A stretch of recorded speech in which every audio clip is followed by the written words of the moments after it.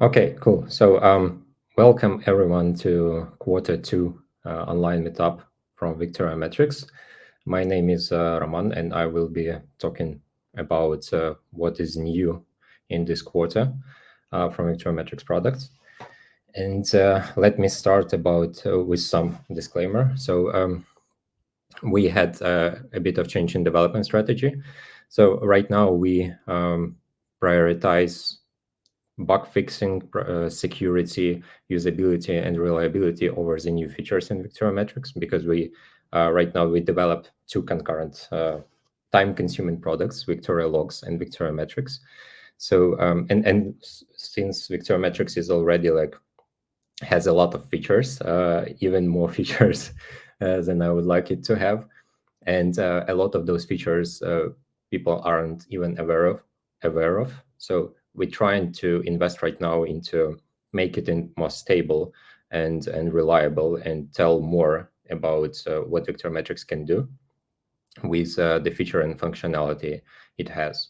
And we will try to concentrate on the providing good practices, better guides, and just user experience improvements. I mean, not only from the UI perspective, but from the using VictoriaMetrics tools. Okay, and in Q2, we had 4 releases. 2 of them are for long-term support, 197 and 193 lines. And we also had 2 general releases, 101 and release candidate for 102. So for those who are not familiar, release candidates may contain features that may not be included into the real release one, in this case 102. But release candidates help us to give this new functionality for people to try and for us to test, to get it to make it more mature. And then after some time we will see if those features can be moved to the general release to 102. So yeah, I hope I explained it well, what release candidates are. So what updates we had in long-term releases? We had a bunch of security releases. Thankfully, it's easy for us to make this security updates because we don't have that much extra dependencies with vulnerability. So basically for us, it's updating Go from time to time and Alpine image on which our Docker images are built. And also those LTS releases got a bunch of bug fixes for vmui, vmalert, vmagent, vmauth, vmbackup manager. So if you're using them, consider updating to the newest LTS releases. Okay, what about new features? What we have new? So components like vmagent, vmalert, and vmauth got support of SRV URLs in config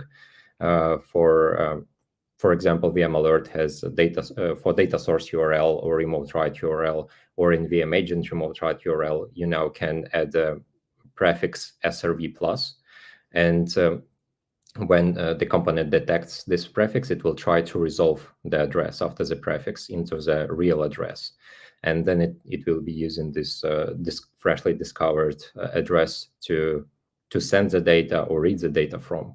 In vmauth, you can also use this SRV plus URLs right in the user config. Yeah, I hope this will improve usability of these products and make it simpler to deploy and use. Okay, aggregation, string aggregation in vmagent.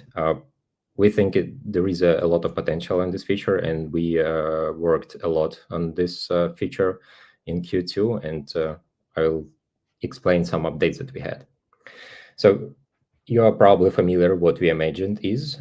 It is a metric collector which can scrape like Prometheus and can also receive writes from many ingestion protocols that VictoriaMetrics supports. And then it can forward data to remote destination using remote write protocol. And vmagent also can be configured with many remote write destinations. So if you set 2 different remote write URLs, vmagent will replicate data to each of the URLs. And those URLs, they are actually independent, and they have their own persistent queues, and they also can be configured with unique individual relabeling rules. So for example, for remote write URL, you can specify relabeling rule, which will drop like 50% of data. And for another remote write URL, it will drop another 50% of data. So you can implement some custom sharding using this relabeling URLs. And I've seen people doing this actually in the wild. And additionally to relabeling, it also has individual aggregation, streaming aggregation config. So you can aggregate data differently to each remote write URL. So these features are pretty handy, but I've seen requests from users, and internally we also do this. So it is nice to relabel and aggregate data before we want to replicate it. So far, you can use that. You can do this by chaining vmagent.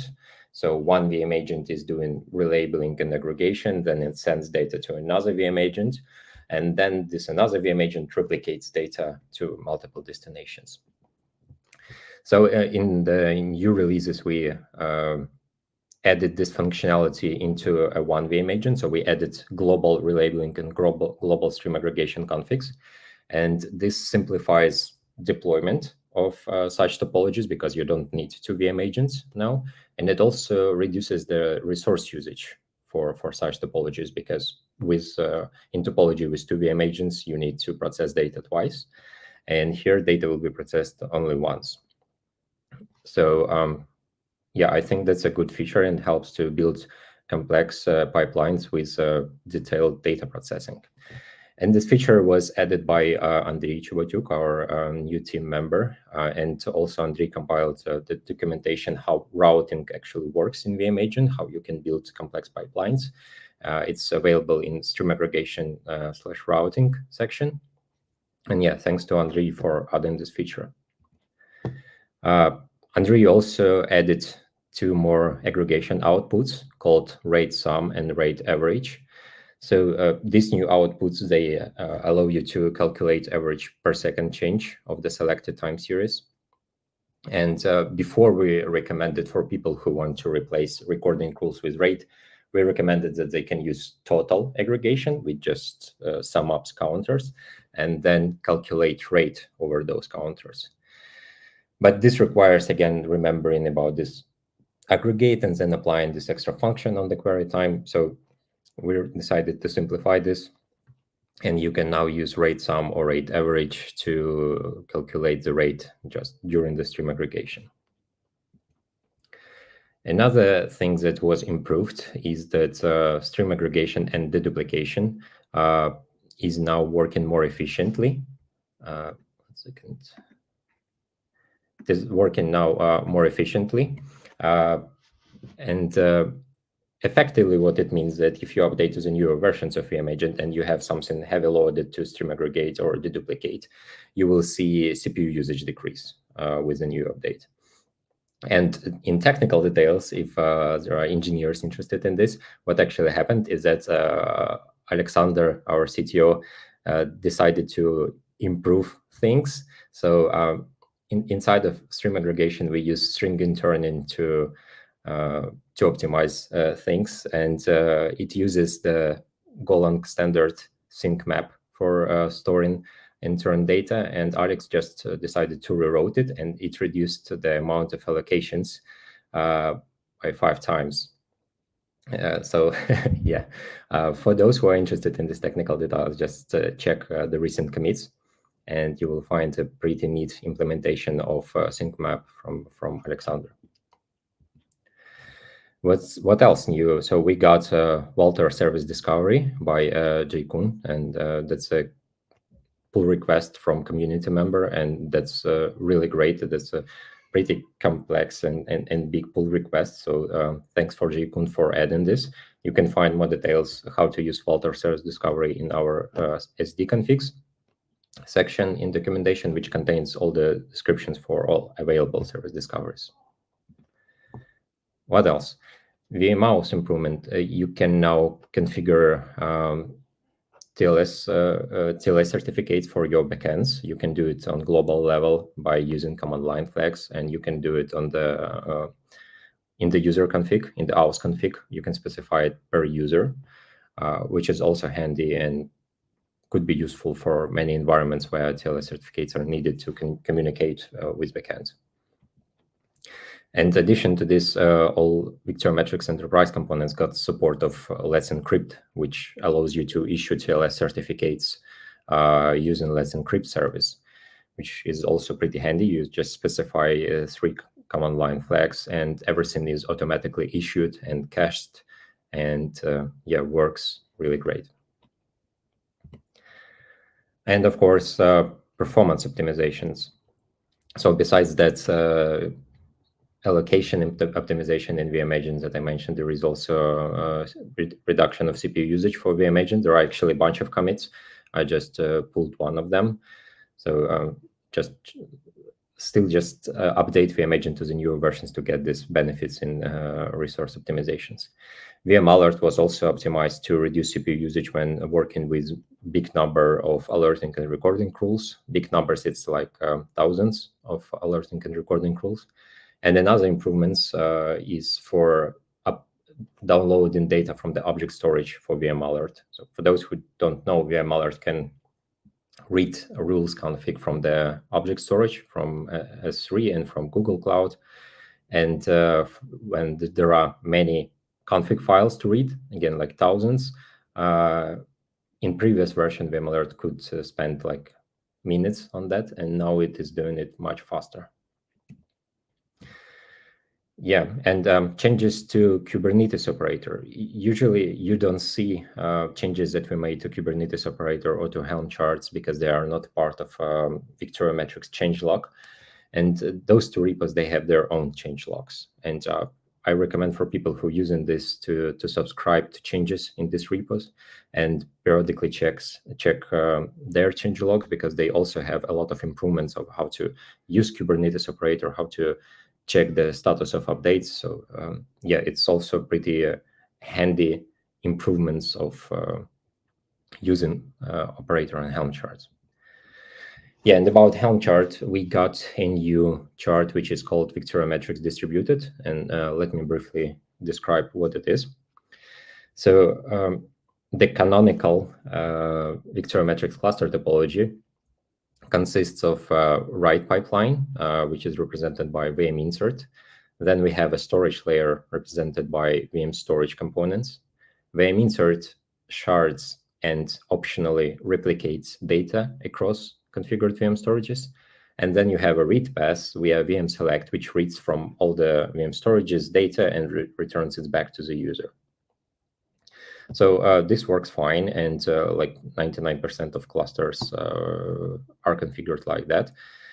And there is a potential, not a problem, but one of the things that people usually see what happens when one VM storage goes off. vminsert needs to reroute data to the healthy VM storage. And rerouting data means increase load on that healthy VM storage, which could start to lag or have degraded performance if it doesn't have enough resources to deal with this increase. So this is why capacity planning for VictoriaMetrics is a bit harder than usual, because you need to think of chance of unavailability of one of your VM storage node or multiple VM storage nodes, and you need to have enough resources to accommodate the increase in load when this happens. And we also have even a section in our documentation called improving rerouting performance during restart. And we have like comments and recommendations what to do if you experience issues when this happens. And also in this setup, in order to keep all the data available, in the case if VM storage 2 goes off, you need to also replicate data, which increases the load on the storages by like 2 times. Not only on storages, it also increases load on vminsert and on vmselect, because they need to write and read twice more data. Okay, so what does this new Helm chart? It makes similar topology, but instead of VM storage layers, we have the whole VM clusters. And here's what changed. On the right pass, in this new chart, we have a vmagent, which is responsible for replicating data, and it represents the global endpoint, which can be used by all write components or write clients. So write clients, so they push data to vmagent, or vmagent scrapes the data, doesn't matter, and then it replicates to two independent VM clusters. And on the read path, we have a vmauth, which works in a hot standby mode, and it can read from one cluster or another, depending which cluster is available right now. So in case if VM cluster 2 goes off for some reason, for example, you lost network connection, or you decided to start maintenance and you just disabled that cluster completely, what will happen on the write path? vmagent will start buffering data, and it will continue writing data to VM cluster 1, but for VM cluster 2, data will be buffered on vmagent. And on the read path, vmauth will automatically switch to the healthy cluster and will continue to serve the data, serve complete and consistent data to the user. So user will not even notice that cluster 2 disappeared. There will be no rerouting. There will be no this recovering after rerouting. All the data is available. And yeah, I suggest to check this new Helm chart. It is called like VictoriaMetrics distributed, and it was created for deploying VictoriaMetrics cluster in multiple availability zones. But you also can deploy it just in multiple namespaces or whatever you decide.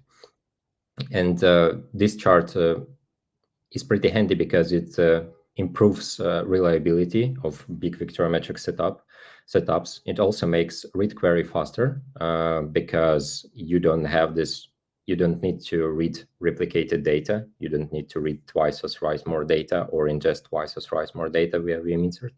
And it also simplifies maintenance because at any moment of time, you can just disable one of the clusters and user will not even notice. So you will have enough time and no pressure to do the rolling updates or configuration updates or whatever.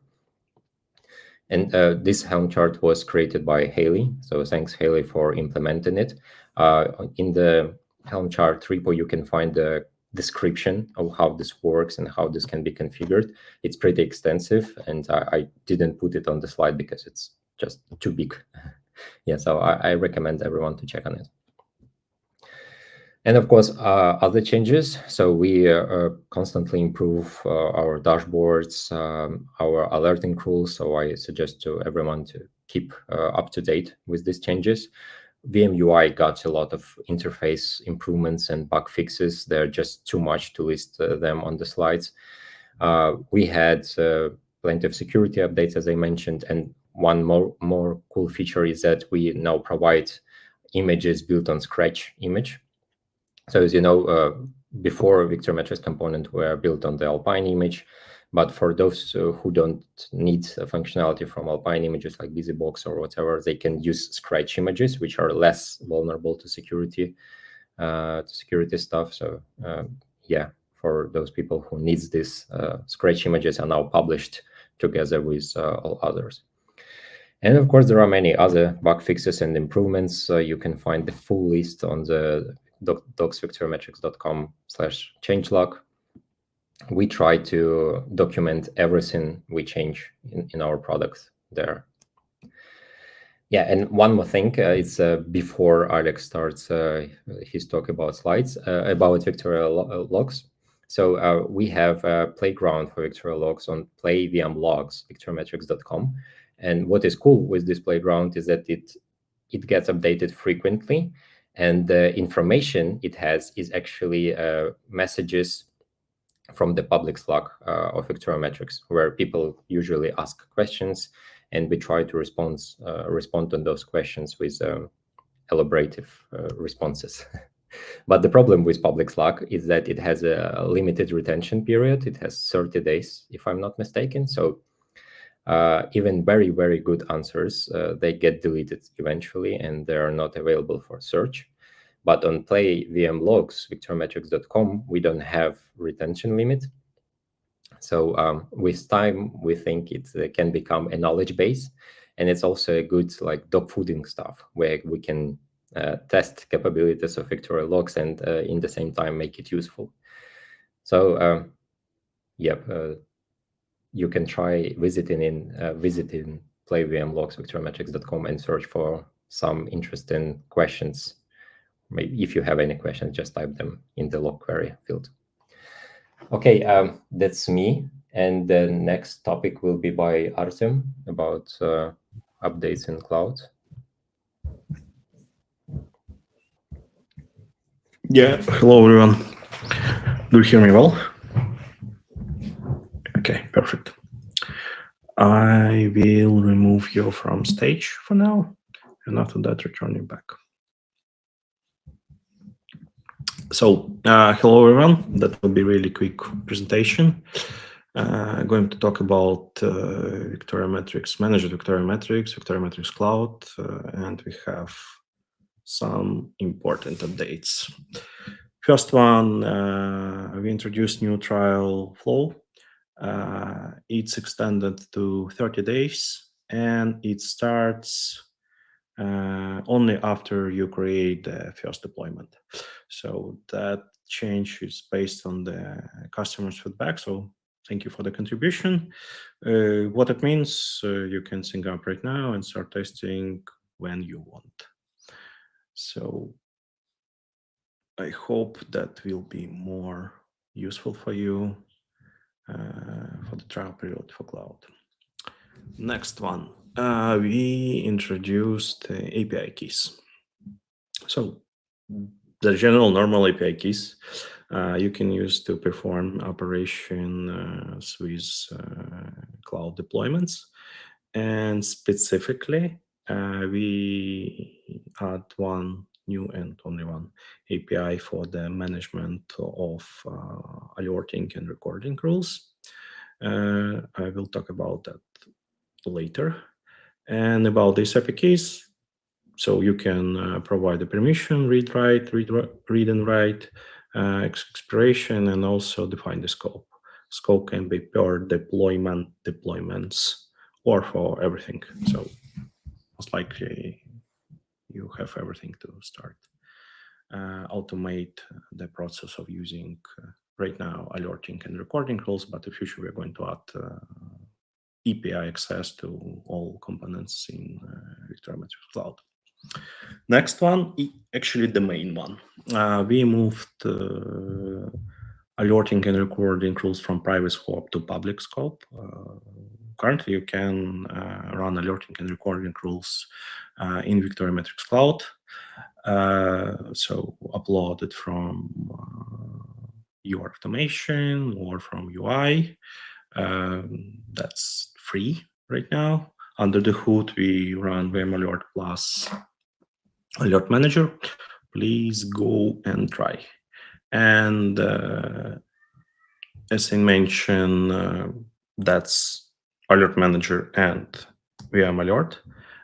We run one per deployment, so the data is fully isolated, and no noisy neighbors in this case. Also, you can configure alert manager receivers, so you can send your alert somewhere. Yeah, and in terms of the functionality, currently we provide information about single and firing alert, list of the alerts, but this page is really important one because it's full explanation of alerting rules, about its states, what actually happens, useful for debug, and also there is shortcuts to await query and see alerts on the graphs. Yeah. Besides that, we also transfer functionality of silence alerts from alert manager to UI, so you can silence that. Most likely you do it when you work with some alerting stuff. Last things, we updated monitoring tab. So this tab contains information about internal metrics of deployments, cluster or single node. And currently it has better explanation, limits, and we add more tabs regarding new series or 24 hours. Also based on the user feedbacks, thank you for everyone who asked us to make it more clear for you. What else? More information about cloud and what it includes on our public site. We added cloud section to features tables and also updated cloud page. It contains information, what it can do, how much it costs, answer on frequently asked questions. So please go and check. And next things, that will be unified view for all alerts and all deployments. Also, we're going to provide with visibility for integrations. So currently, you can do it right now. So you can set up agentless AWS monitoring. We have guides about how to integrate cloud with Proxmox, data, and other stuff. But we're going to combine this list and propose some examples and have a separate section.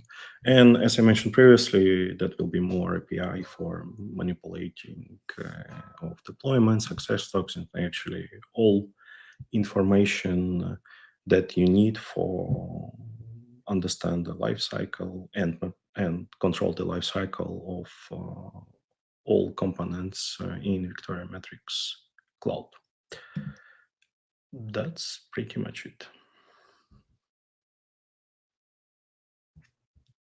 Let me return back Roman. Let me remove presentation.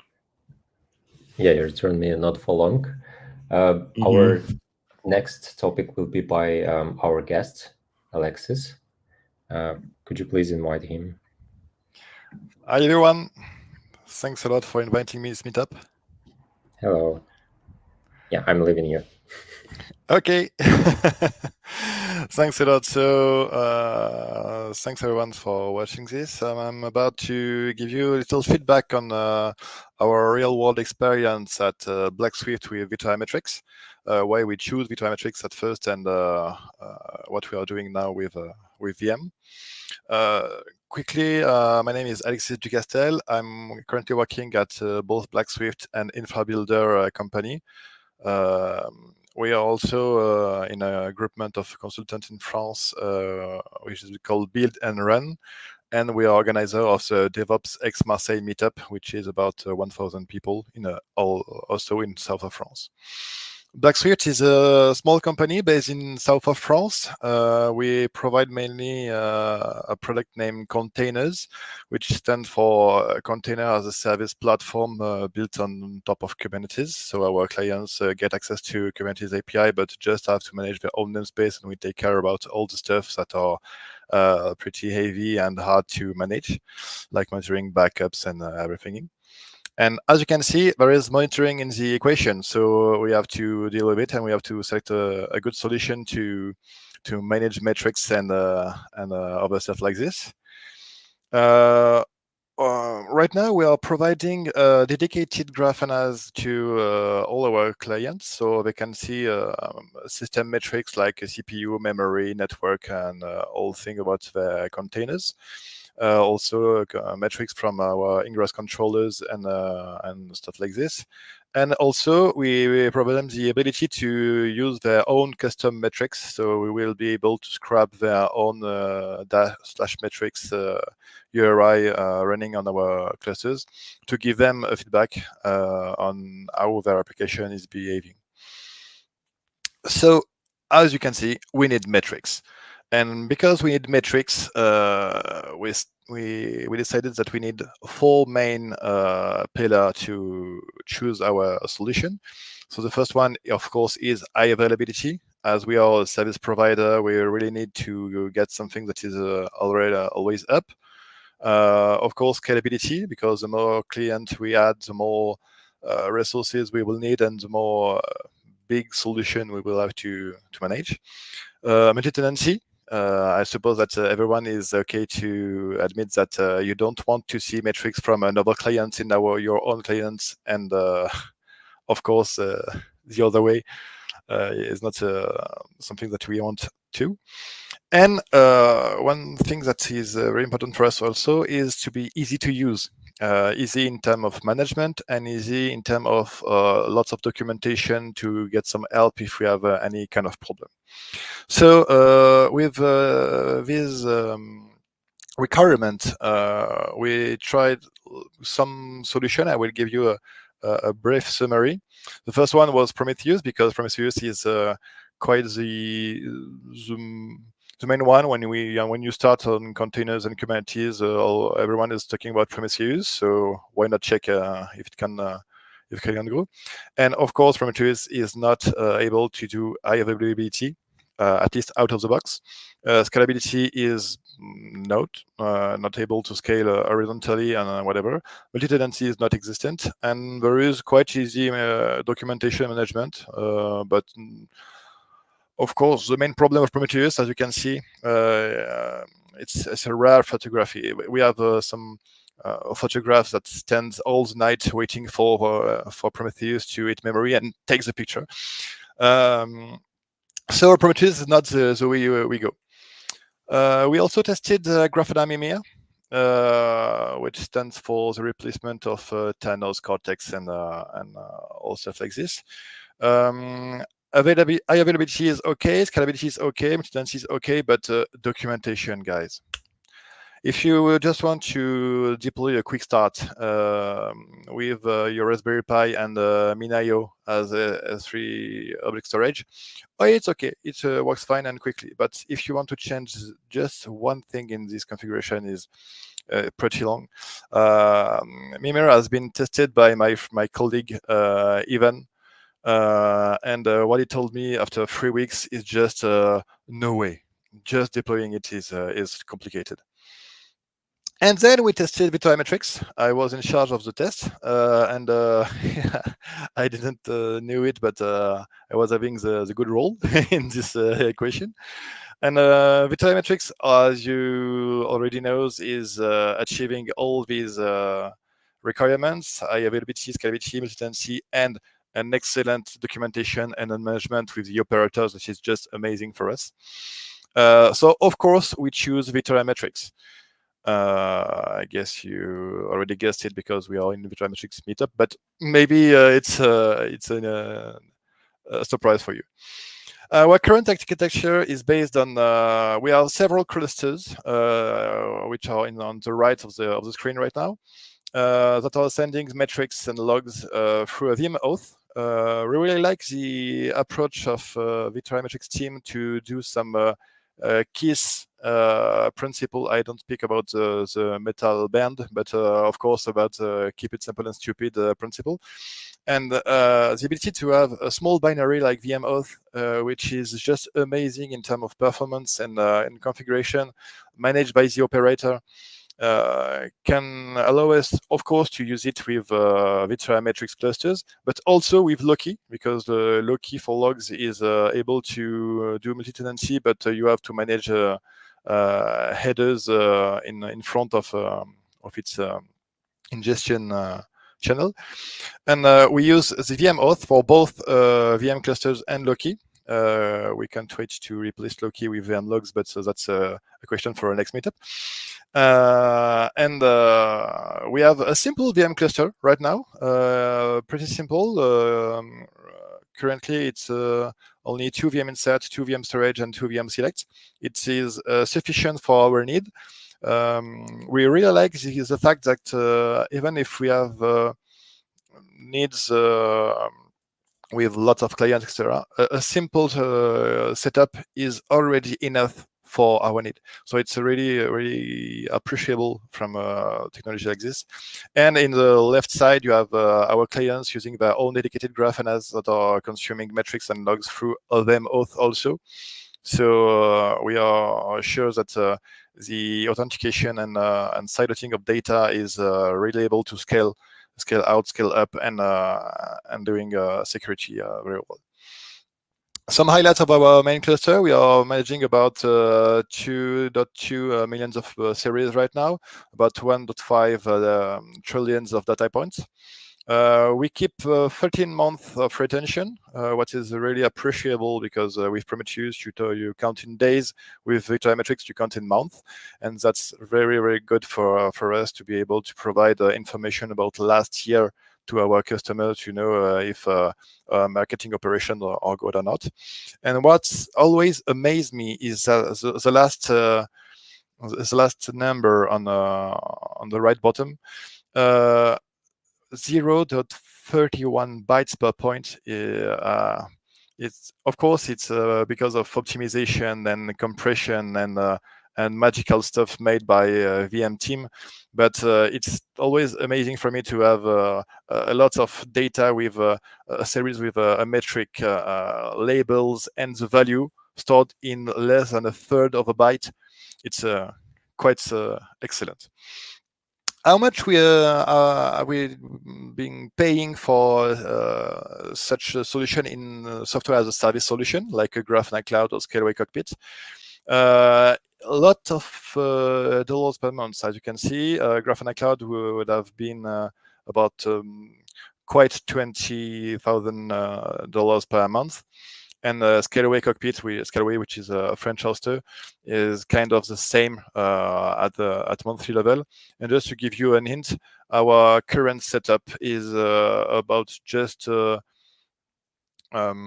hundreds of euros per month for us in terms of hardware and servers. So it's really, really efficient with resources and also with money. As a conclusion, the main strength of VictoriaMetrics right now, from our point of view, is the really ability of scaling upscale, both vertical and horizontal. We know that we can add VMC like vmagent to manage ingestion and read path and advanced storage if we need also to. But also being able to scaling vertically is great just by doing a factor 2 on resources, and you can do factor 2 on series manage is just excellent. Incredible resource efficiency, of course, when you see that our Prometheus at the very, very first, we were using Prometheus as a metrics collector in our leaf clusters, and we were all sending in a central VictoriaMetrics cluster to aggregate and do the multi-tenancy. And what was amazing is that the Prometheus was eating about 25 gigabytes of memory, when the old VictoriaMetrics cluster was less than 10 gigabytes. So it was really a great change for us. And of course, we changed the Prometheus connector with a vmagent, and our vmagent right now is, I think, is about 200 or 300 megabytes of memory. So for us, it's just a real breath. Stability with easy maintenance. The operator is doing all the stuff we have to do. Upgrades are really simple. Just have to upgrade the operator, and the cluster is automatically upgraded. Very fast onboarding, of course. As I said on the test session, it was a few hours to get all the thing up and running, and it was the same for production. And a complete toolkit, because it's not just a solution that provides metrics and such. It's the operator, it is the vmauth, it's also backup that allows us to migrate our main cluster from a bare metal cluster to another bare metal cluster in a different provider. We back up all the metrics in a bucket, an object storage, and we just had a few minutes of downtime. I think it was 4 or 5 minutes at all for migrating all data we have to migrate. And vmagent were buffering during this cluster cut, so we didn't lost any series during the operation. It was really amazing and very simple.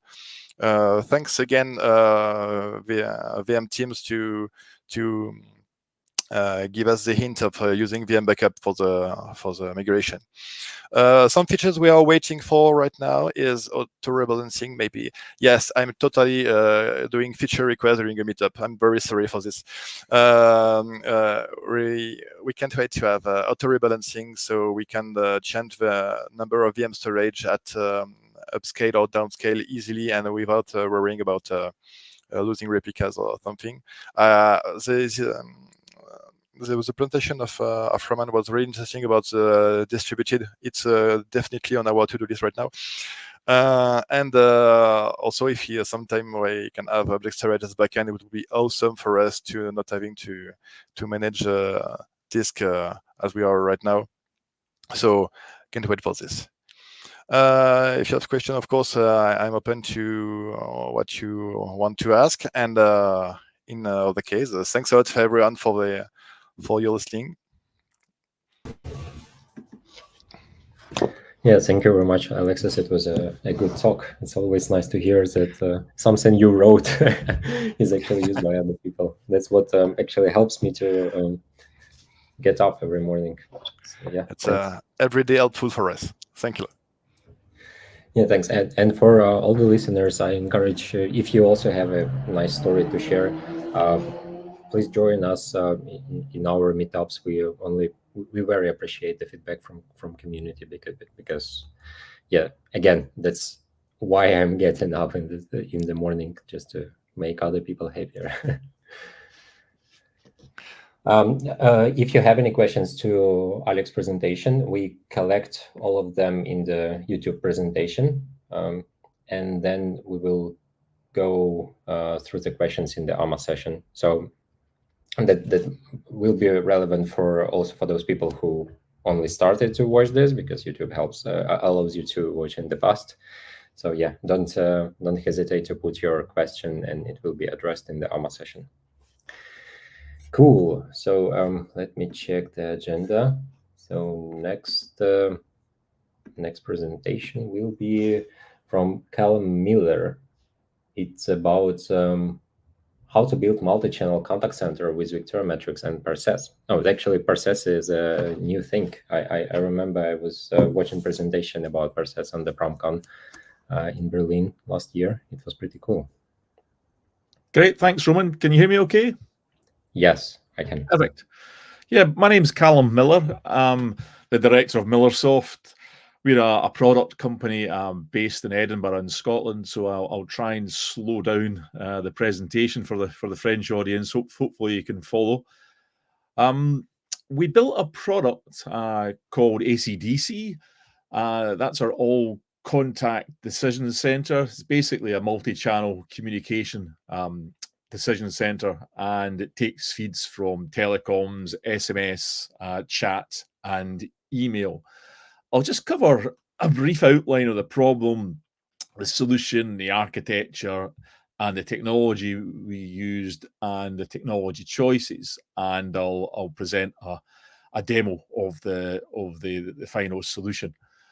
So the problem space, we needed to cover a really high user count for these dashboards, which kind of took it beyond traditional business intelligence and into more of the telemetry space, particularly when we were dealing with exceptional sort of data volumes. This is a sort of multi-reseller solution, and many of these resellers are generating millions of events throughout the day. So we needed something that was going to deal with exceptionally high data volumes, plus a variety of feeds from different equipment. We also needed low latency. Telecoms firms want to know this information in real time because they're dealing with lots of people on the telephone, and there's workforce management decisions to be made as to where resources get allocated. So, business intelligence tends to be D-1, telecoms intelligence and telephony tends to work in real time.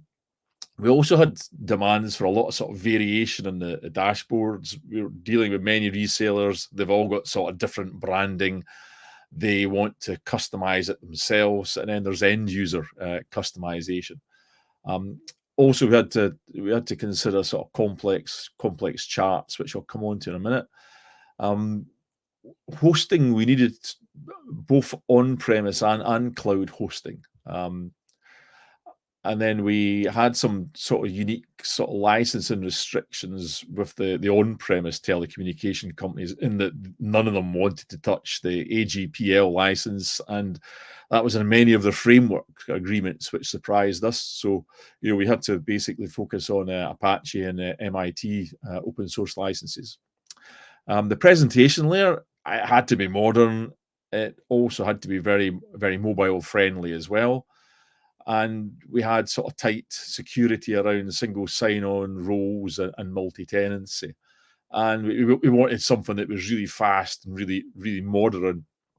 And in order to show off the actual technology, we needed to load in historical data. Many of you will be familiar with Prometheus. We couldn't figure out how to get historical data sets into Prometheus. So that was a big win for us, the fact that we could do that easily with VictoriaMetrics. Just going to show you a quick slide before I go to the before I move on to the sort of solution we chose. And there's a general problem with dashboards. We love dashboarding technology, particularly Apache Superset. But each dashboard that you download, that can be generating upwards of 10, 20, 30 separate SQL statements, which then get fired off across a database. So one person pulls one dashboard down, and that translates to 10 SQL statements against a database, 10 or more. If you get 10 users all using that dashboard, then it's 10 times the number of SQL statements. And as your volume of users goes up, then the RDS, the database system, gets put under immense pressure. And we were looking to support thousands of users. So using a sort of traditional dashboarding technology just didn't work, didn't scale. Unfortunately, Apache Superset doesn't talk to any of the metric servers. So we needed another technology which would help us scale, and we came across Persis, which is a GitHub project produced by a French open source team. So with that model, we were able to talk to a metric server, and it can handle the loads much, much better than a relational database. And we had the opportunity then of using object storage rather than a traditional database for feeding the metric server. Obviously, the metric server, it's not going to give us all the drill throughs we want, but we can confine the sort of drill throughs into the data to the traditional sort of Apache superset type scenario, and we can link through them and from our Persis dashboard. We can link to that for sort of specific power users. So that's the sort of problem that we needed to resolve. So I'll just nip back to the sort of mind map here there and just cover the solution.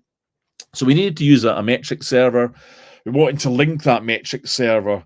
So we wanted to front end that metric server with dashboarding technology. We wanted to link that dashboarding technology through to Apache Superset for specific users. We wanted a really modern dashboarding framework. We needed to use cheaper storage. We were dealing with huge volumes of data, and we wanted to use compute on demand rather than just have a large database sitting burning money 24/7. And we needed a solution to scale sort of horizontally and vertically.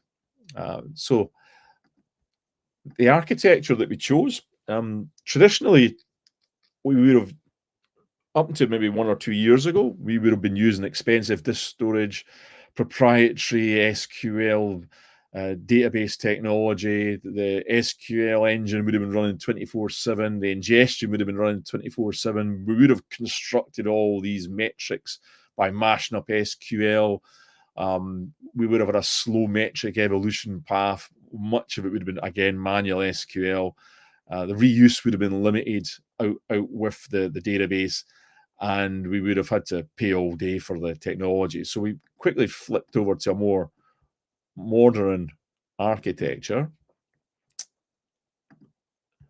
So we've got a data lakehouse that basically sits capturing all our data, and we utilize Apache Iceberg for that. It's got an open storage format, and it can handle the huge volumes that we need, and that's sitting on top of AWS S3 at the moment. We can throw different compute engines at it. So obviously VictoriaMetrics, SQL, AI, Spark. We can do on-demand ingestion depending upon the client's needs for latency of statistics. So we've got a metric server sitting there. We can do the metric management. The metrics are more pluggable. It's much more easy to reuse those metrics across different engines. And the benefits are, we've got multi-tenancy out the box. We can add additional data sets into the data lakehouse. It's a very low cost solution. It scales. We can set it up to be pay per query, and we've got a nice separation of concerns. So the technology that we chose was VictoriaMetrics and Perses. Both of these projects have some sort of fundamental shared strengths. One of them is a Go language. They've both got strong teams. They can load balance vertically and horizontally. They're built on modern platforms, responsive, and they're both Apache licensed. VictoriaMetrics was great. The compression it's got there. We're not dealing with database tables. We're dealing with columnar data, which is much easier to compress, and it does the job very, very simply. Does it well. We were able to use curl to pull in all our historical data, and we were able to sort of drip feed VictoriaMetrics from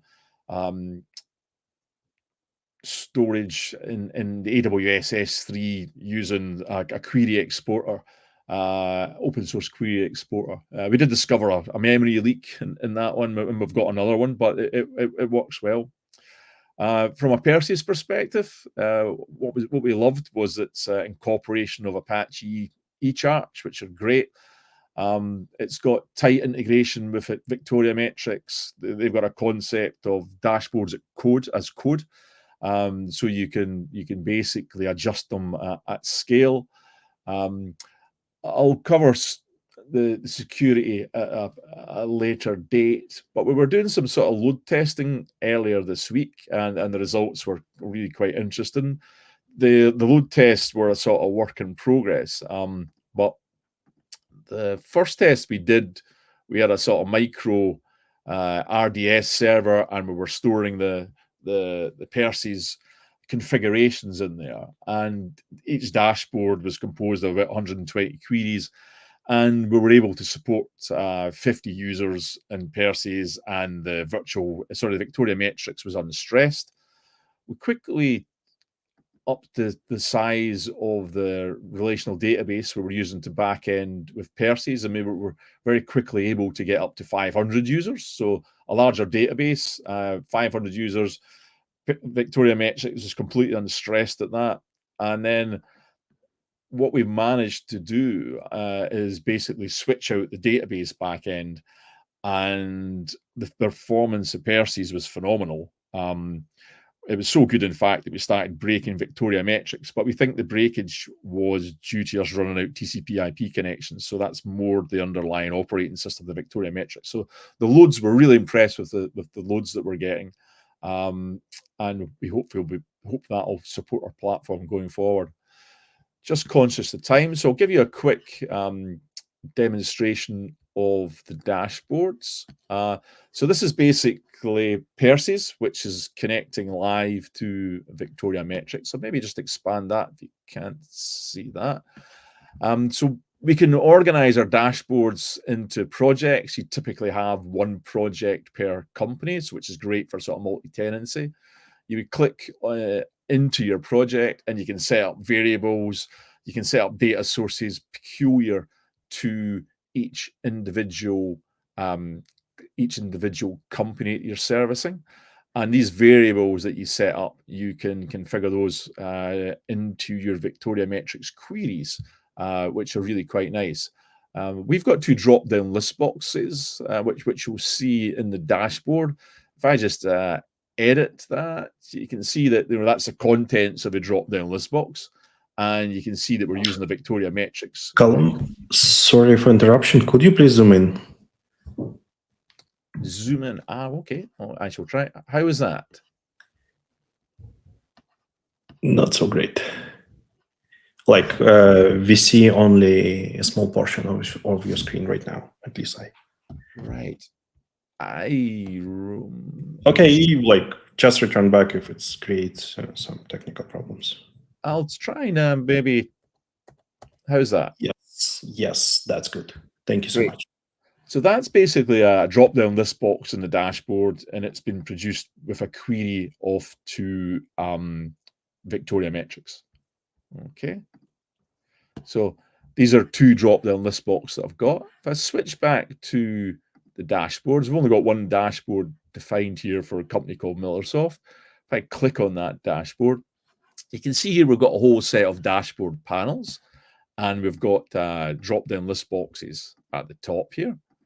If I open up the executive dashboard, you can see it's really quite fast and snappy. So this is a whole set of individual metrics that are being rendered by Percy's with data pulled from VictoriaMetrics. Okay, I'll show you something a little bit more interesting. So here's some charts that we've produced. Hopefully you can see those. Very much like Grafana.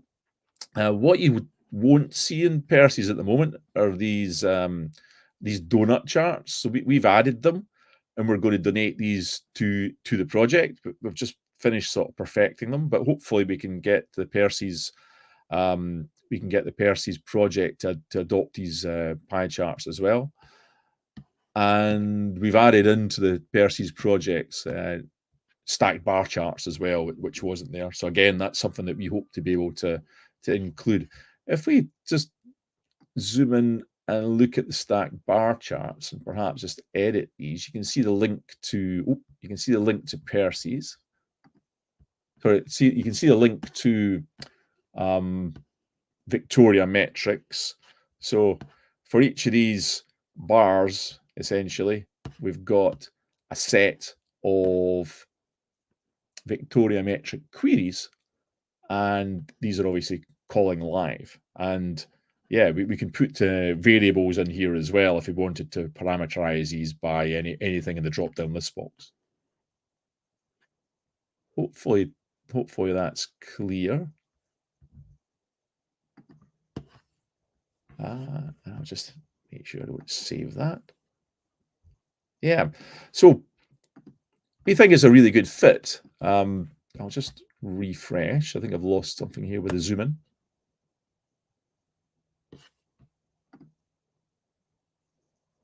Let me just start this dashboard again. There we go. I'll maybe just show you these queries working in one of the other. Yeah, so here we've got SMS by agent. And if we just set this to all, you can see that that's reparameterizing the VictoriaMetrics query, and it's refired and refreshed the dashboard. And similarly here. Yeah. So we think it's a very good fit. The performance aspects of Percy's linked to the performance capabilities of VictoriaMetrics and the ability to sort of pull data from our data lakehouse and scale up phenomenally. That's helping us build our product. So I'm happy to take more questions at the end. Thank you very much.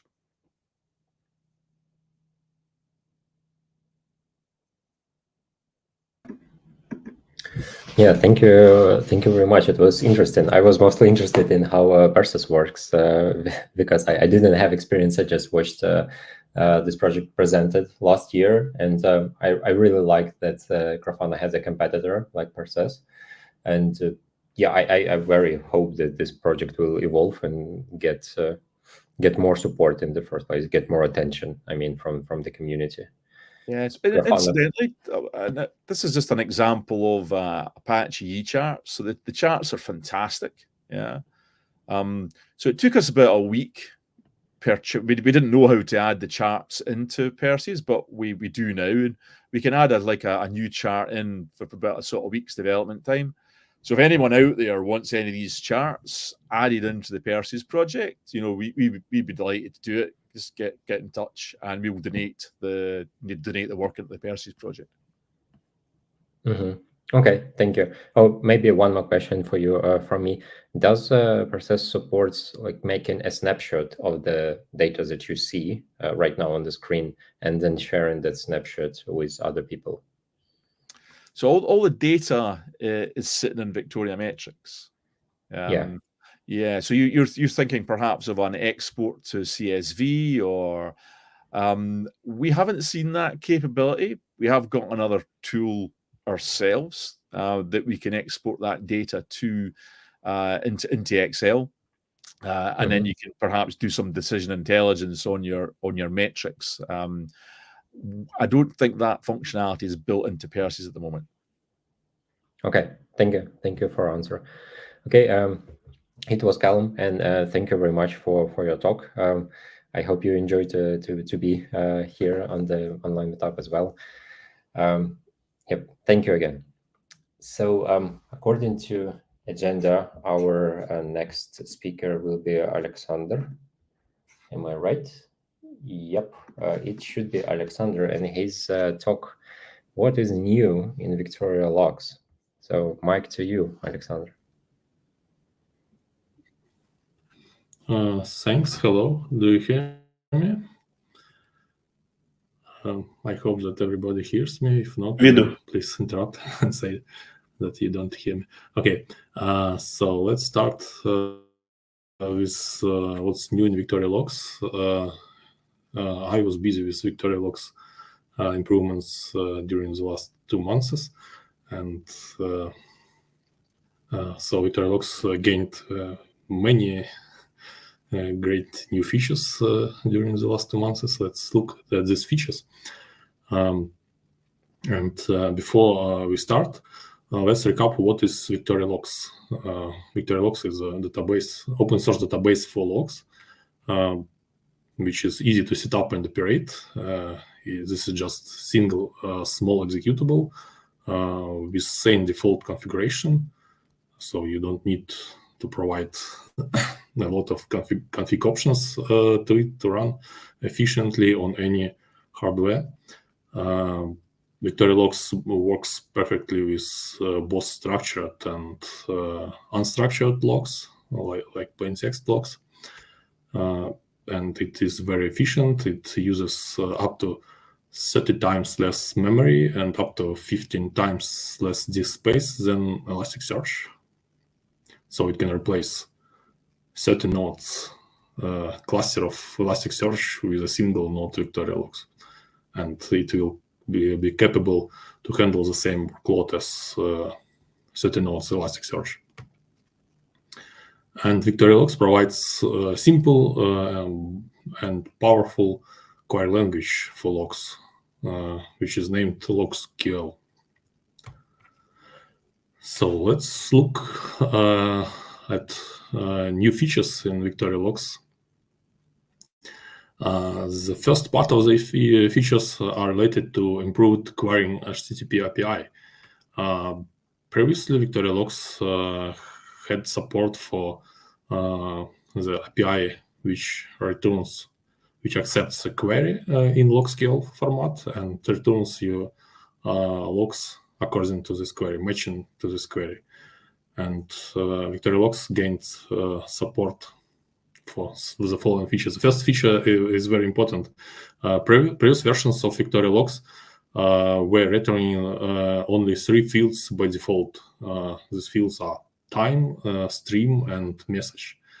VictoriaLogs could return other fields, but you needed to ask for these fields via LogsQL query. You just need to mention these fields in order to return these fields. And we heard many requests from users of VictoriaLogs that it's not very convenient to mention all those fields, and it would be great to return all the fields by default. And right now, VictoriaLogs, the latest versions of VictoriaLogs, return all the fields, log fields by default. And this simplifies logs analysis. Also, this API started accepting start and query arcs, which allow limiting query results to the given time range. Of course, you can limit this query results to the given time range via log scale query by providing filter on time, but this doesn't play well with UI for logs, web UI for logs. In this way, web UI for logs provides the ability to select the time range for logs you want to investigate, and then to type the query. And it is not very convenient if you need to type this filter for time on the time range every time you type the query. So now there is no need to do this, and this UI automatically passes start and arcs to the API in order to get logs on the given time range. Also, this API accepts optional limit query arc, and this argument allows limiting the number of returned logs to the given number. And the important point is that VictoriaLogs returns the last n log entries with the biggest timestamps for the given query.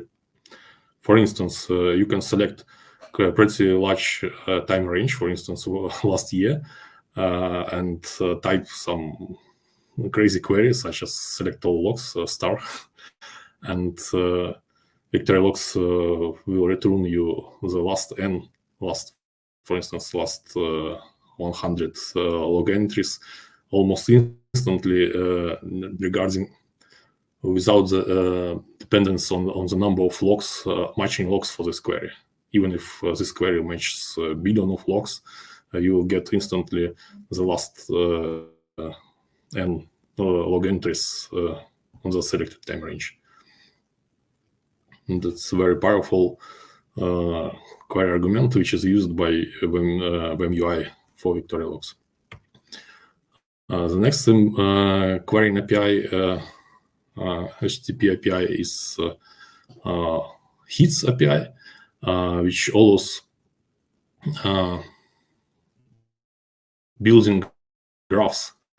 This query API accepts the query, logs query, the time range on the query, and the step for building the graphs, in the same way as query range API for VictoriaMetrics works. And this API returns the number of matching logs per each step on the given time range.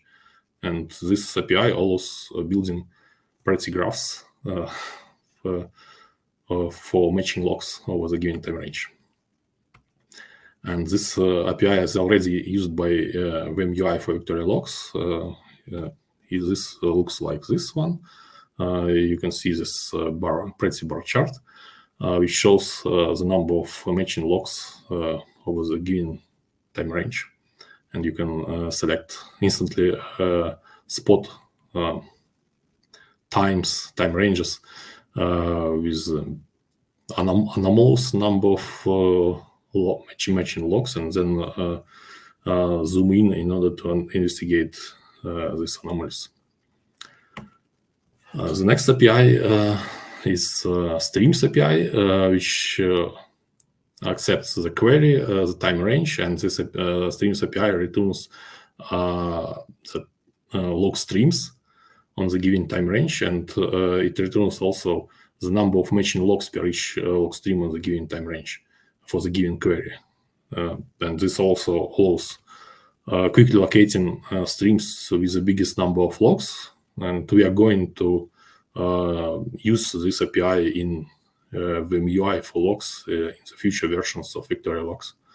And this API will simplify investigating log streams which generate the most of the logs.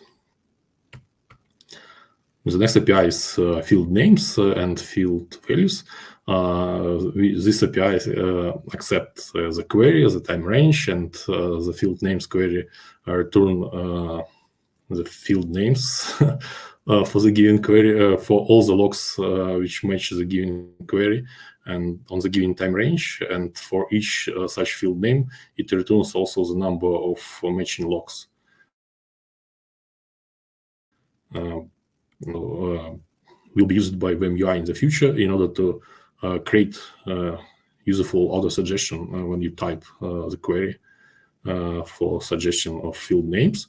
And another similar API is field values, which makes the same, but not for field names, but for field values for the given field.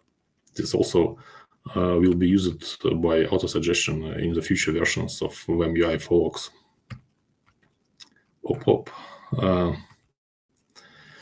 So the next interesting feature is the data ingestion via syslog protocol. VictoriaLogs gains the ability to accept logs via syslog protocols. We have the most popular formats for syslog is RFC 3164 and RFC 5424. It automatically detects with both formats and automatically can parse these formats and extract log fields from these formats. I don't understand who just clicks okay, that's just some kind of glitch. And syslog protocol supports data ingestion via UDP, TCP, and encrypted TCP protocol transports. And also it supports syslog logs with zip and deflate compression formats. And VictoriaLogs also has an ability to set up multiple distinct endpoints, TCP and UDP ports with distinct configuration for accepting syslog format, syslog metrics with different configurations, distinct settings. And VictoriaLogs automatically builds streams from the ingested syslog logs. It uses host name, application name, and application ID fields from the syslog messages in order to build log streams. You don't need to configure log streams. It is configured automatically. So the next very big improvement in VictoriaLogs is related to LogScale query language. Previously, LogScale query language was supporting log filtering, and there were plans to add additional functionality for log transformations, for log analytics, for sorting, and so on. And these plans are complete right now and are transformed into LogScale improvements. So right now, LogScale is almost feature complete. It contains all the functionality which was planned in the first versions of VictoriaLogs. Let's look at this functionality. The first functionality is shorthands for filtering. This functionality simplifies writing log filters in LogScale. For instance, you can type equal and type the word or phrase in double quotes instead of typing the exact function the same, but it simplifies writing and probably reading this filters for logs. Another shorthand is tilde, which is the same as regular expression, which allows you filtering by regular expression, but in more concise format. The same interesting feature is the ability to use greater or equal, smaller and smaller or equal shorthands for range functions, which should be easier to use and easier to understand than range functions, easier to write. The next feature is two new filters, which are named week range and day range. These filters allow you filtering logs by days of the week. For instance, this week range filter, which is you see on the screen, selects logs only for these timestamps between Monday and Friday on work days, and it doesn't select logs from Saturday and Sunday.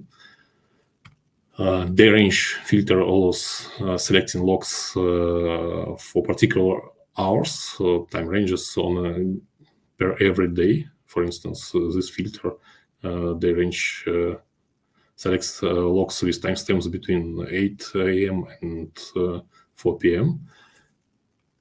And both filters support time zone offsets, and it works.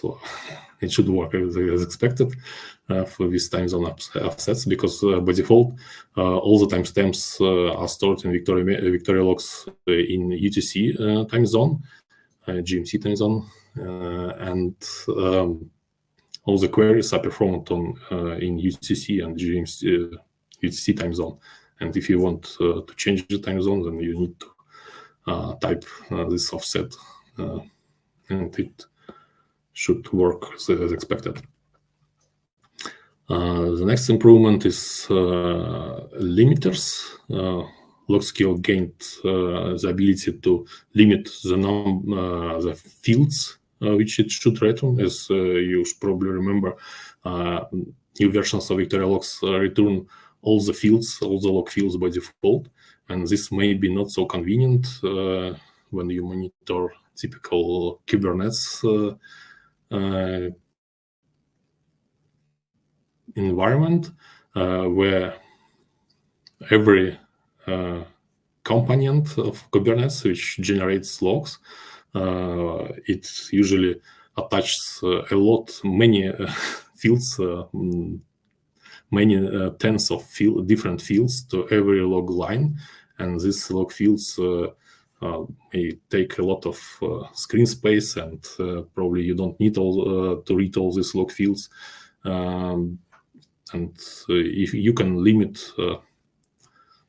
the fields you want to investigate with this fields pipe functionality, just enumerate the fields you want to see. You also can delete fields which you do not want to see with delete pipe, and you also can limit the number of returned log entries with limit pipe. This allows you safely investigating large amounts of logs, billions of logs, with some crazy queries like star query, which matches all the logs. Just put this limit in the LogScale query and to some same default, same values such as 10, 5, and you'll get 10 or 5 matching logs, and after that VictoriaLogs will stop executing the query and return the result. And you should not fear typing such crazy queries in VictoriaLogs, because it automatically stops executing query when it reaches the LogScale. Also gains log analytics support or log statistics support with stats pipe. The stats pipe provides many useful functions, such as count, which returns the number of matching logs for the given query.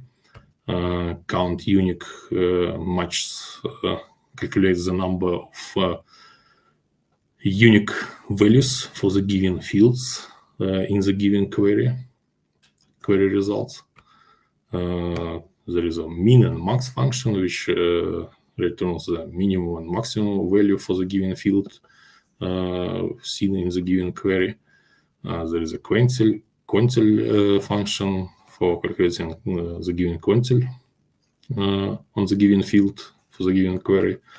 There is a unique values function which returns unique values for the given field on the given query. And there are other useful functions. You can read about them by this link. And this stats pipe has very useful features. The first feature is that you can calculate multiple stats in a single query. For instance, this query you can see on the screen calculates simultaneously the number of mention of log entries over the last 5 minutes, plus it calculates the number of unique IP addresses in the IP field for the same logs over the last 5 minutes. The stats pipe also provides the functionality for grouping, for calculating stats over field groups. You can calculate, for instance, you can calculate the number of logs and the number of unique IP addresses for the last 5 minutes, grouped by some field such as hostname, for instance, or grouped by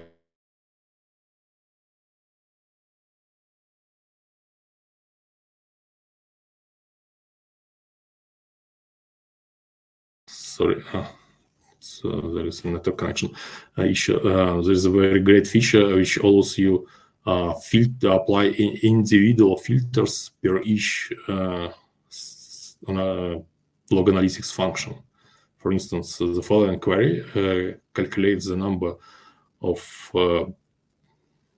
logs per each host name, plus it calculates the number of logs with status code which is equal to 200, and additionally it calculates the number of logs with the status codes bigger than 400, and all these calculations are performed in a single query. As you can see, there is no need to write multiple queries.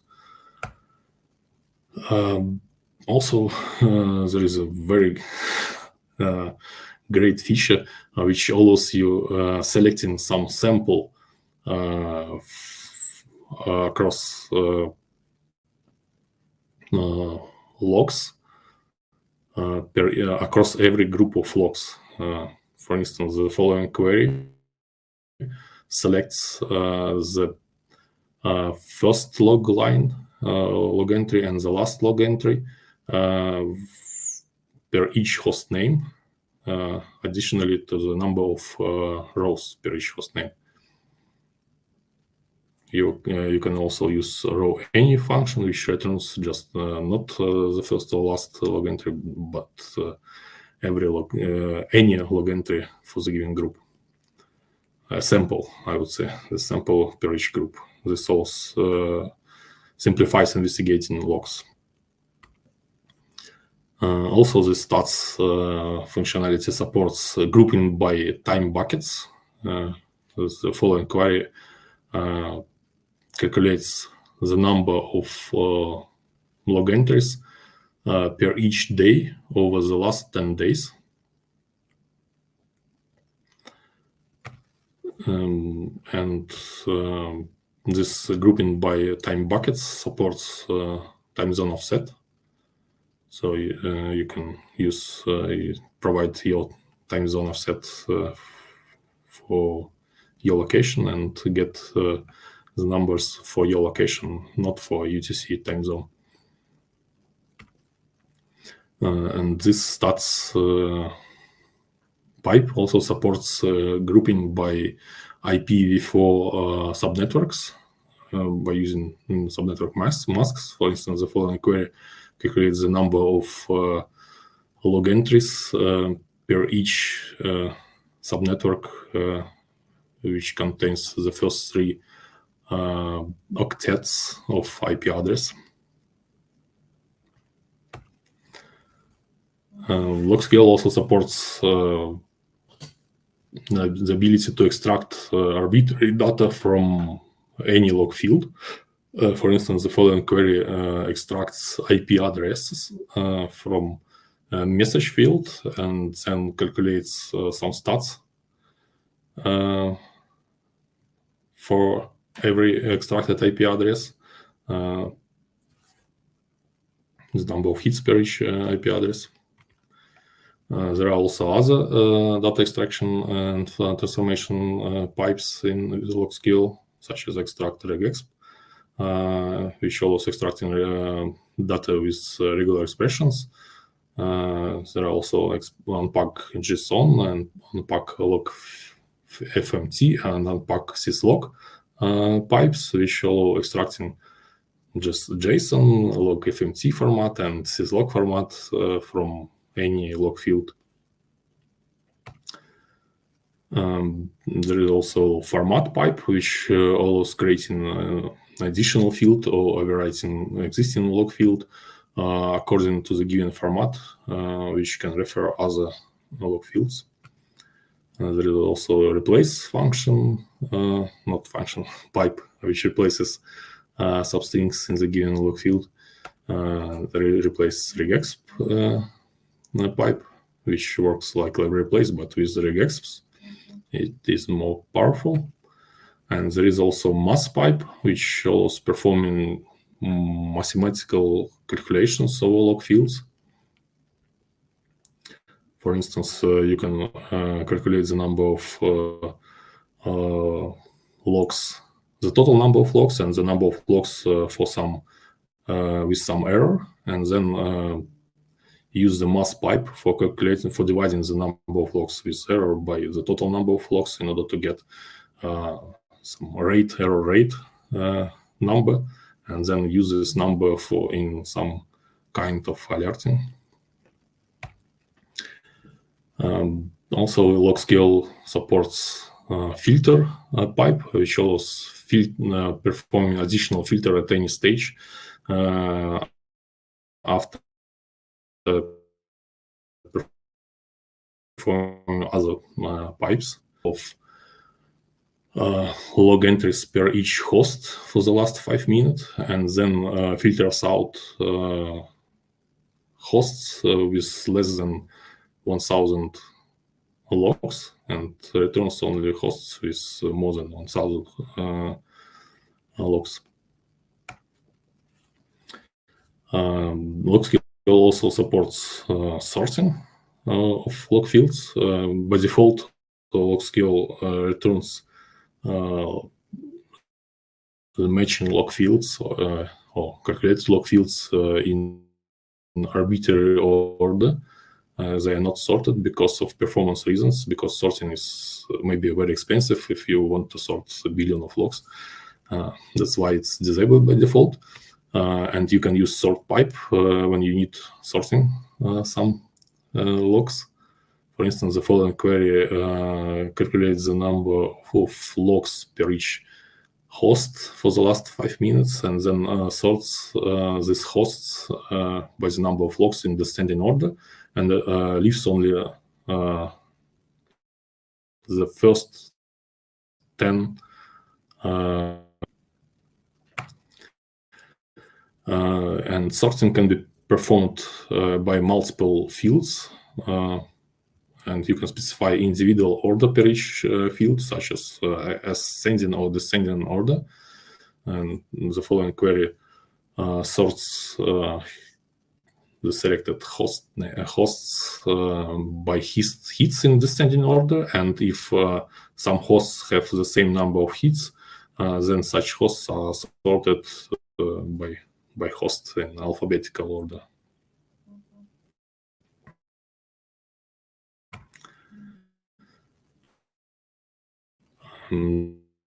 That's what will be in future. We are going to add open telemetry protocol for logs into VictoriaLogs. There is an open pull request, and we just need to review it and merge. The next feature is the next task is to improve VM UI for logs based on the added HTTP querying APIs, which we mentioned in the beginning of this talk. Also, we are going to improve Grafana plugin for VictoriaLogs. Probably somebody doesn't know, but we already have Grafana plugin for VictoriaLogs, and we are actively working on improving this plugin, to make it useful and easy to use. Next, we are going to create cluster version of VictoriaLogs, but I suggest you do not wait for cluster version of VictoriaLogs because a single node of version of VictoriaLogs can already replace 30-node Elasticsearch cluster, so in production. So just try it right now. The next feature which we are going to implement is transparent migration of historical data from local disks to object storage. This will allow you will simplify backups, because this can replace backups. VictoriaLogs will automatically move historical data to the configured object storage, and it will automatically query this historical data when the query time range needs this data. But again, do not wait for this feature and try VictoriaLogs right now, because it compresses data much better than other existing solutions for logs. For instance, in our production cluster setup, staging cluster setup for for Kubernetes, we use VictoriaLogs for collecting all the logs from this staging cluster in Kubernetes, and according to the collected numbers, we see that 1 terabyte of logs are compressed into 20 gigabytes on disk. This means that the compression ratio in our case is 50. So I recommend you try single node VictoriaLogs right now, and probably you will not need this object storage fancy things and cluster version. There are other features which we are going to implement. They are documented at our roadmap. And again, try VictoriaLogs without waiting for additional feature, because it already works and works good in production and provides good functionality, good query language, which is already feature complete. So don't wait, just try it. That's all.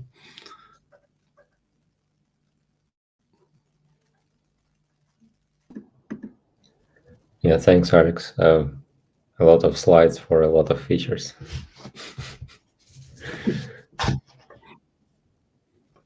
I'm sorry, you're breaking or you're muted. Probably there is a Yeah, so for the context, Alex has a bad network connection because he is connected from the hotel, and he was participating in the conference in Berlin. This is why he's connected from the hotel, and hotels in Berlin doesn't have good network connection. So apologies for technical problems.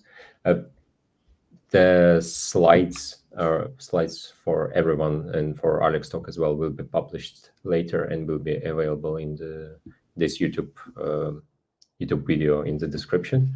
So John Jerome will publish them later. So you will not miss a single feature. Okay, thanks, Alex, and I would like to invite JJ to the stage with his talk about news. Yeah, thank you. It's a tough act to follow. Thanks, Alexis, and thanks, Calum, and thanks, Alex, and thanks, Roman and Artem, for all the updates. And I wanted to go through just some updates from the community side of things. And thanks to my colleague Denise for putting most of this information together. He can't join today, unfortunately, but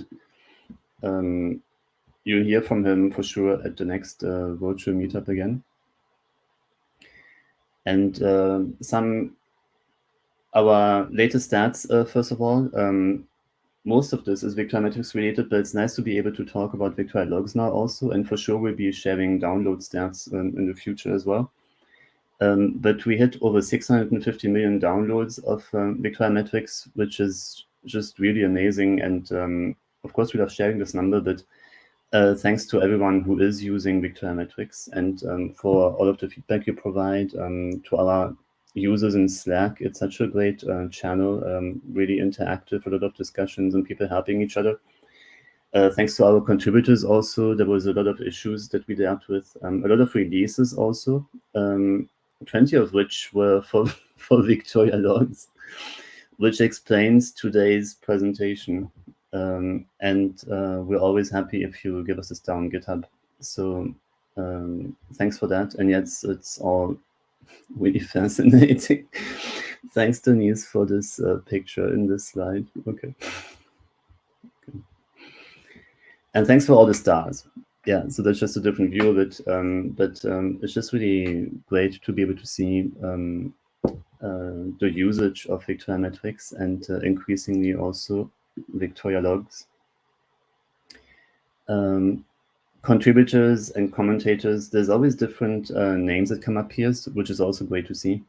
So please continue with the activities, contributing, asking questions, submitting feature requests, even live on our virtual meetup. So thanks for the latest one, Alexis. We'll look into it. And this leads me to this slide. So one thing that we haven't been doing so far much really are in-person meetups, partially because for a few years we couldn't meet in person, but those times are behind us now, thankfully. So we want to start doing some in-person meetups. And we've created some initial groups in different cities that you can start joining.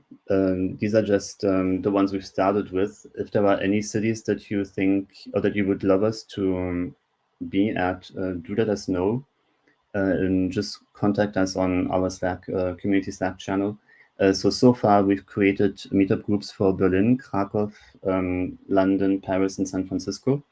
But of course, we'd be happy to have a meetup in any other city and of course, if you help us, if you want to help us organize one, let us know. Either contact Denise or myself in the community Slack, and we'd be happy to talk that through. We're more actively planning meetups in Paris. So I think this might be September, October. So we're working on those. And I think we might have another one in Berlin also around the same time frame. So if you'd like to participate, present, or help in any other way, we're very happy with any types of contributions on that front as well. And then we're participating in some bigger conferences also. Our colleague Haley will do a talk in Hong Kong for KubeCon China, which will be our first participation there, and that's pretty amazing. We're going to be in Berlin in any case for PromCon Europe, which we're sponsoring, and we're looking forward to that. And then later this year we'll be in Salt Lake City for KubeCon North America, and looking forward to this one as well. And if if you'll be there, or let us know, and we'll be happy to organize a meeting with you directly, or any other activities, on those dates. Let us know. And as the dates for the meetups become clear, we'll share them, of course, as well. And then if you're following us or visiting our website regularly, or our channels, you know that we've been putting out some nice content over the last since our last meetup. There's a blog that's been doing really well, and it's been updated to reflect the most current status. It's monitoring Proxmox via managed VictoriaMetrics, and we heard about managed earlier today. There's a nice blog post also on managed monitoring in general, which our colleague Ivan put out just a couple of weeks ago. And then a blog post that's been discussed quite a bit is how to reduce expenses on monitoring. So if you haven't read that yet, do check it out. And it comes on the back of a communication we did around the cost efficiency of VictoriaMetrics when it comes to monitoring, and check that out as well. And earlier, a few weeks ago, we did an announcement together with a company in Germany called vmalert. They have an alerting software that they've integrated VictoriaMetrics with. And if you're looking for an alerting solution, do check it out, vmalert. You can read the blog post, but also just check out their website directly. Yeah, and if you have any suggestions or ideas on the community side of things for VictoriaMetrics, do let us know. You can contact us on any channel, really. We'll be happy to talk to you, of course, and thankful for any suggestions and contributions on that front. And with that, I think we can open the AMA. Roman. Yeah, sure. Thanks for your slides, JJ, and thanks for Denise, who fortunately can participate online. Okay, so it's an AMAS session, which means we can answer questions from the people who are watching us. Do not hesitate to put those questions in the chat. So far, I've seen all the questions were answered by Artem in the in the YouTube chat.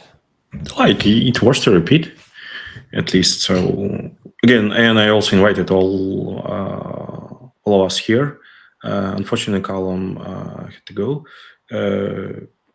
But yeah, feel free to ask the questions. We definitely will answer them or try to answer them. First question was about and weird stuff. Previously, we were able to show a comment on the screen, but currently I don't see this functionality in StreamYard. Maybe some glitch. So I have to read these comments. First was about alerts, updates, and mission control that we're going to release in our cloud. And are we going to open source it? The answer is no. Reason for that, in cloud, we control everything, every API deployment, topology, and all the stuff. And for open source, that's impossible to do that. There are people use it really differently, and it's, if we want at least to release something like that will require a lot of work. But other hand, API is open, it's simple, and for your specific use case, it's easy to create the integration. Yeah, if I'm not mistaken, it's built on the ability of vmauth to read rules from the URL or from the object storage. And then you have a simple CRUD application, which allows you to put alerting and recording rules into the text areas and validate via external API call to via vmalert API again. And that's all. And then save somewhere, which will be then served via URL or via object storage. Yeah, you're exactly right. And it also requires some external dependency, like we use Postgres under the hood, and we definitely don't want to open source anything with dependencies like that, and also schemas. Like I believe it really works to implement it for your exact case, because business case can be really unique for your case or similar. In this way, if you can solve this issue, please open source. Next question: do you have any plans to release own version of Alert Manager? First answer: no. Why? Because current Alert Manager is good enough. Not perfect, because people complain about that. Our internal team also think that there can be some improved version. One of our colleague, Max, one time mentioned that when he has enough free time, he will write the own version of Alert Manager.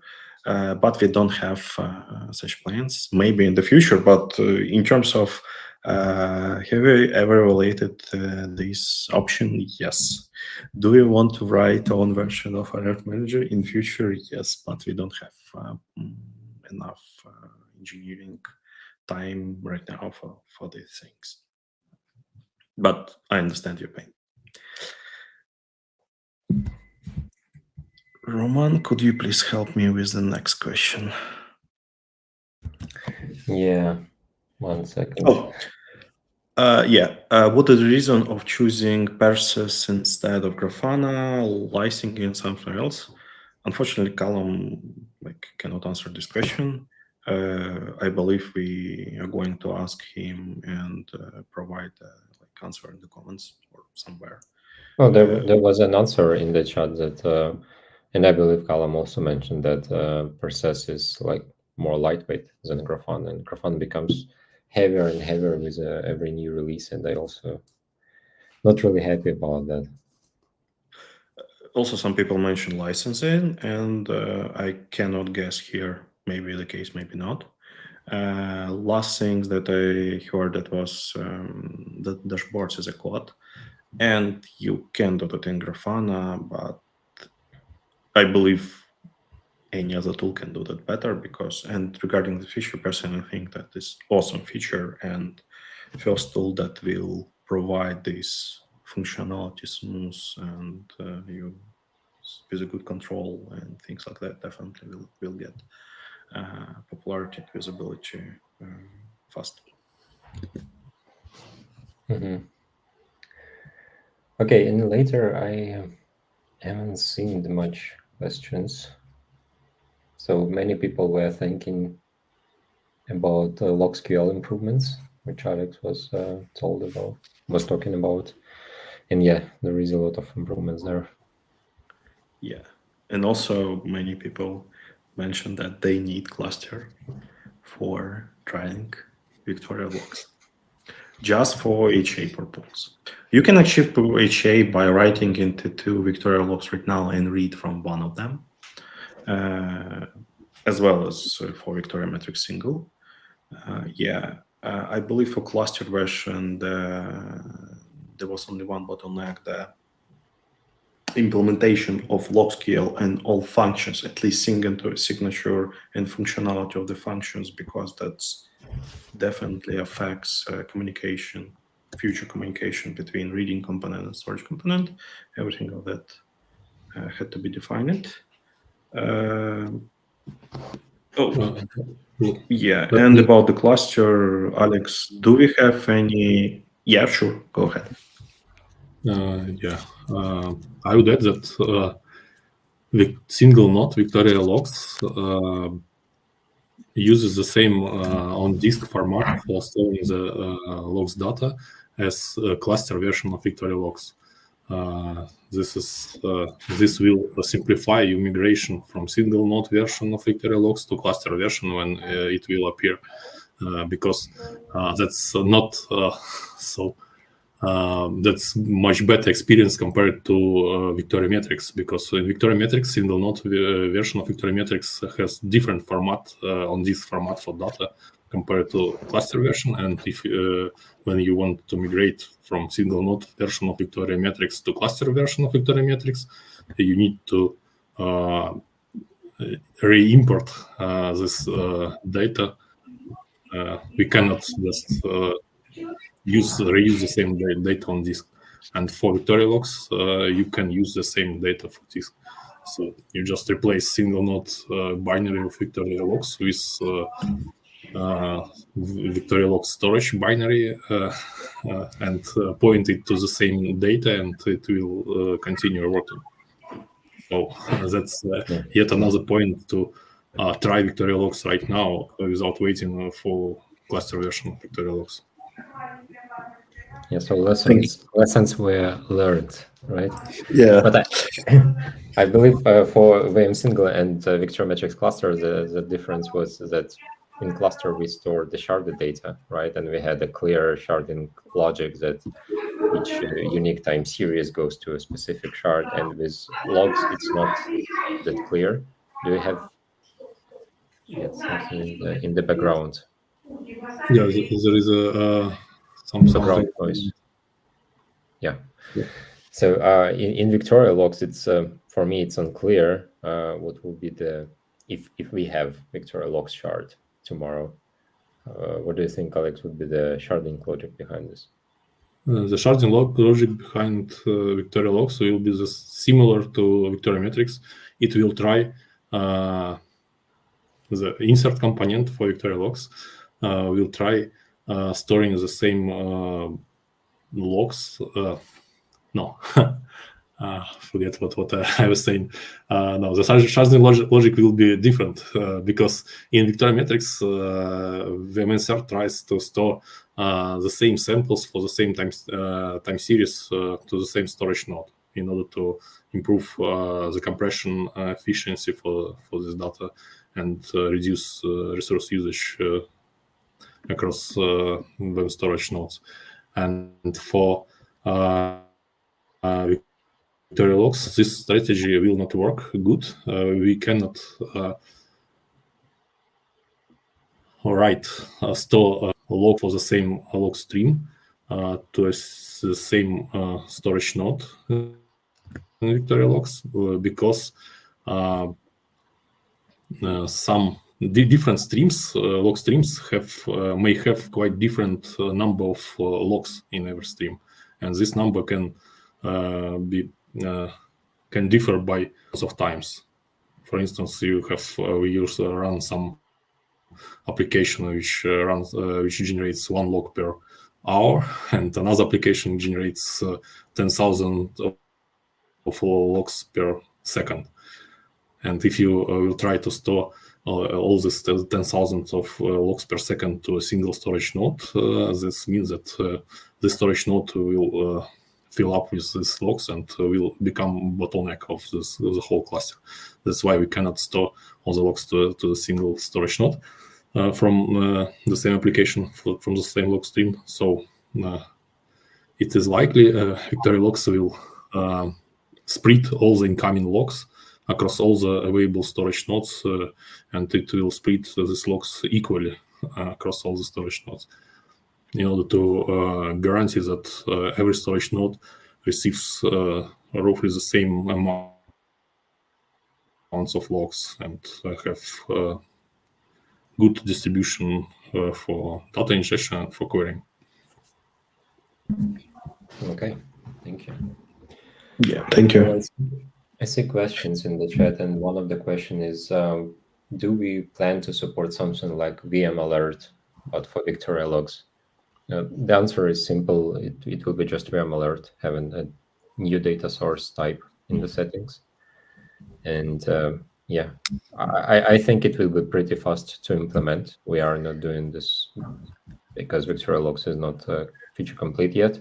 So once it is ready, vmalert will get support of specifying the VictoriaLogs storage type, and it will be acting in the same way as it does right now with Graphite or with Prometheus or with VictoriaLogs or VictoriaMetrics. Sorry.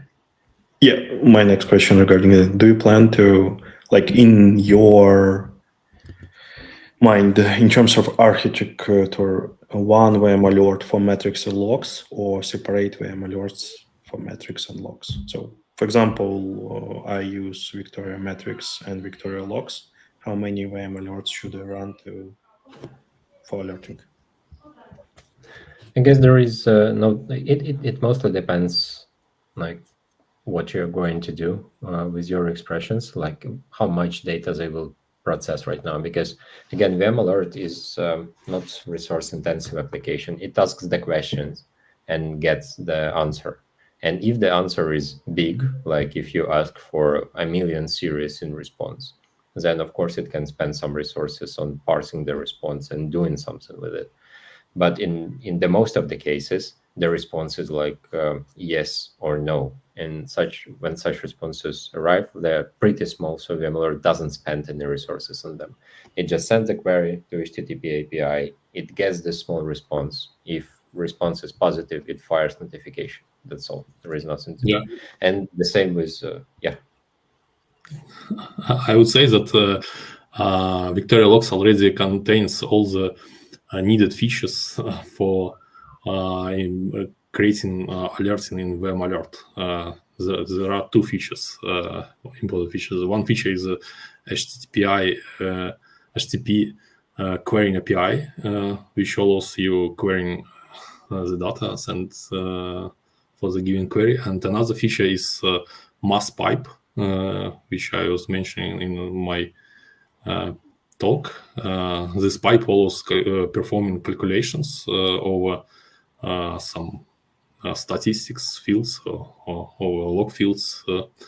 And I think that this is a crucial feature, mass pipe, for creating efficient alerting for logs, because this mass pipe allows you return basically this response, which yes or no in the end.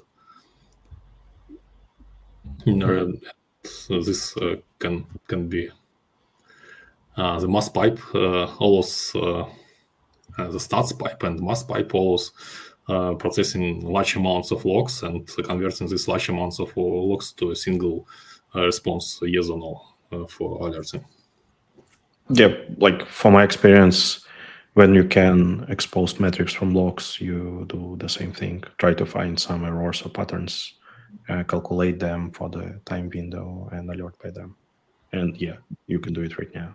Thank you. Yeah, and you can do alerts in VictoriaLogs right now by writing some custom curl or bash scripts, which sends queries to these HTTP APIs and sends then alerts depending on the response from these APIs. This is not so convenient, but it's doable, and you can try it right now without waiting for this feature in vmalert. Alex, we already committed for doing these things, so definitely it's worth to wait. Because when I imagine that I need to write a serial command to implement another that rewrite everything to vmalert, I would rather just wait. Yeah, production ready, cool command. Yeah. Actually, it should work, but yeah, definitely there's more convenient tool in the future. Next question from Alexis. Alexis, you're on screen, so ask this question. Okay, just wonder if you plan to support VictoriaLogs in the VM operator. Yes. Simple answer, yes. Initial idea, again, discuss that internally. Initial idea to not introduce new operator, but extend the existing operator.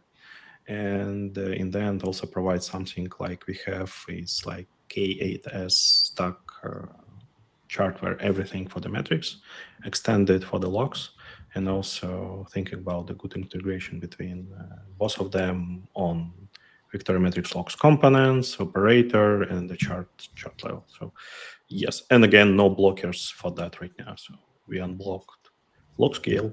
However, this sounds like a not so crucial feature, but log scale was the main blocker for almost everything, for the alerting, for the cluster, for the operator. So currently we can start thinking when we will print, but that will be soon. Once. Yes. The question about Helm charts, where you can find the new Helm chart. all our Helm charts is in VictoriaMetrics Helm chart repo. We don't publish it anywhere else. So and it's already there, and you should run Helm repo at GitHub, like this link, and it should be there. So in the question, person mentioned that there is no new Helm chart in Artifact Hub. We don't publish it there. That's external contribution, as far as I know. Okay, we just have a badge that with Artifact Hub in our READMEs for these charts. Oh, so I didn't know who is actually publishing them. Okay. Yep. I will ask him, actually. I also have no idea. Open source. Yeah, open source. Many people. I believe. Yeah, no new questions. If you're watching this not in live, you can ask your questions as well in the comments to this YouTube video. JJ is usually checking those questions afterwards and asking us to respond on them, so nothing will be lost. Yeah, feel free to ask questions even when you're watching this offline. And yeah, thanks everyone who participated in this online meetup, especially thanks to our guests. It's always a pleasure to have someone from other companies with other experiences, not from VictoriaMetrics, explaining how they use our products, what is good and what is bad. That's also very important to get this fair feedback about the products of VictoriaMetrics. So thank you, Alexis, and thank you, Calum. It's a pleasure. And we encourage everyone, if you would like to share your story or just provide your feedback, please reach us or ping JJ. He will get in touch. And again, thank you very much, everyone, for participating, and have a nice day or evening. Thank you. Thanks, everyone. Thank you. Yeah. Bye. Thank you.